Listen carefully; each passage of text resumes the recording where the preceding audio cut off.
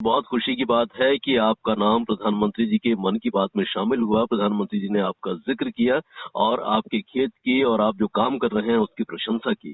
कैसा लगा आपको?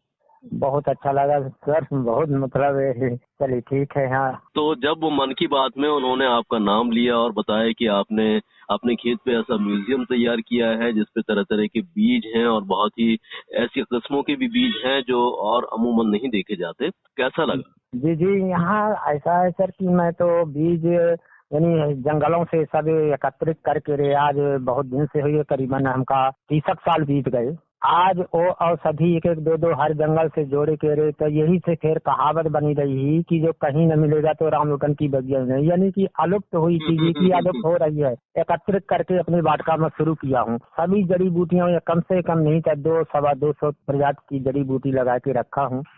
सर मैं तो यही चाहता हूँ कि जो आगे ये जो अलुप्त होती हैं तो कम से कम जो उनका जीवित रही है, तो कहीं न कहीं उसका पेड़ भेजा, कहीं दाना भेजा, कहीं उसका फल भेजा, यानी सब चीज मतलब कि वितरण कार्य सही थे कि अपने मतलब कि नष्ट न हो पाए। तो ऐसा प्रकार सोच हमारी सर, क्योंकि मेरे पास थोड़ा ज्यादा की तो कमी है, जमीन नहीं है सर, थोड़ी जमीन है, तो वह बस यह है कि जैव विविधता की तरह मतलब लगा है कि जैव विविधता जंगल होता है कि तरह तरह के मतलब छोटे बड़े मझोल कन्नदार हर एक चीज, तो मैं थोड़ी जगह में ही सब चीजें अपन एकत्रित करके गाड़ के रखा हूँ, जीवित रखा हूँ।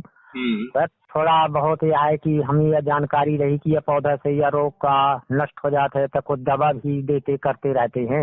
उषा जी, आपके चर्चे इस समय सभी जगह हैं क्योंकि आपका जिक्र माननीय प्रधानमंत्री श्री नरेंद्र मोदी ने मन की बात में किया था और मन की बात जब होती है तो वो बात दूर दूर तक जाती है ना? जी सर। तो प्रधानमंत्री जी के श्रीमुख से जब आपने अपना नाम सुना और जब आपका जिक्र छिड़ा तो उस पल की खुशी को बयां कीजिए हमारे साथ। सबसे पहले तो बहुत बहुत धन्यवाद सर, आपने मुझे इनवाइट किया यहाँ पे। सर, मन की बात कार्यक्रम में आदरणीय प्रधानमंत्री जी ने जब मेरा नाम लिया तो उस समय वास्तव में वो क्षण मेरे लिए जीवन का यादगार क्षण है। मुझे भी नहीं पता था कि ऐसा कुछ होने वाला है। और उस दिन मैं मंदिर जा रही थी और मेरा व्रत था। तो रास्ते में ही मुझे फोन आने लगे कई लोगों के कि मन की बात कार्यक्रम आप देख रहे हो क्या, उसमें प्रधानमंत्री जी ने आपका नाम लिया है। तो मुझे तो विश्वास ही नहीं हो रहा था और परिवार वालों के भी फोन आने लगे। तो सच में बहुत बहुत खुशी हुई कि हमारे देश के मुखिया ने स्वयं मेरे कार्यों की सराहना की।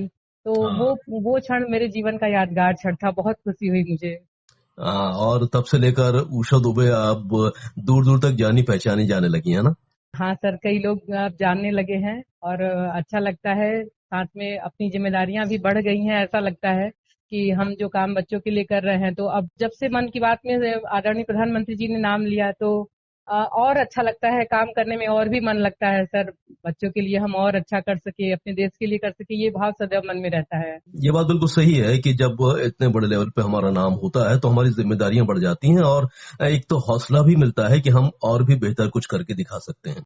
मैं आपको पहले तो बधाई देना चाहता हूं कि आपको बहुत सारे सम्मानों से विभूषित किया जा रहा है, जल संरक्षण के लिए, पानी बचाने के लिए और जल सखी के रूप में आपने जो अपनी भूमिका निभाई है उसके लिए हम आपको बहुत बहुत बधाई देते हैं। Thank you so much. आप लोगों के मार्गदर्शन से ही ये मैं कर पाई हूँ, वरना कौन जानता था कि हम लोग क्या कर रहे क्या नहीं कर पाए हैं। तो शुरुआत आप लोगों के द्वारा ही हुई, इसके लिए मैं भी आप लोगों के बहुत बहुत धन्यवाद करती हूँ। बबीता जी, बहुत ही महत्वपूर्ण बात ये कहना चाहूंगा आपसे कि माननीय प्रधानमंत्री श्री नरेंद्र मोदी जी ने जब आपके ग्राम अंगरोठा का नाम मन की बात पे लिया तो वो एक ऐसा क्षण था जिस पर आपको ही गर्व नहीं बल्कि पूरे प्रदेश को गर्व है।